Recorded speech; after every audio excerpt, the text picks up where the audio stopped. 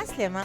اليوم الريسيت متاعنا نواصل بالحمل علوش، وباش نحضرها لازمني شوية طماطم معجونة، سمن، لحم علوش، خمس منفخ، بطاطا، بصل، فلفل. خذيت النواصر حطيتها في صحفة كبيرة، صبيت عليها تقريبا كاس زيت وقعدت نفرك فيها حتى لين شربت هيك الزيت هذاك.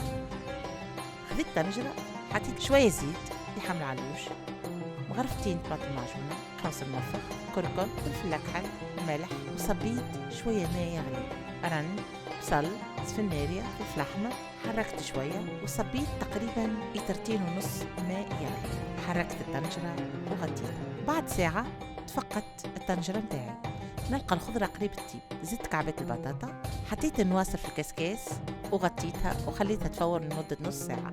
بعد نص ساعة هبطت النواصر، حطيت الكسكاس في صحفة، صبيت عليها 4 لوشات مرقة سخونة، حركت النواصر بشوية بشوية، فقدت الطنجرة، زدتها شوية فلفل أكحل وشوية ملح، حطيت شوية فلفل أكحل على النواصر في الكسكاس وحركت.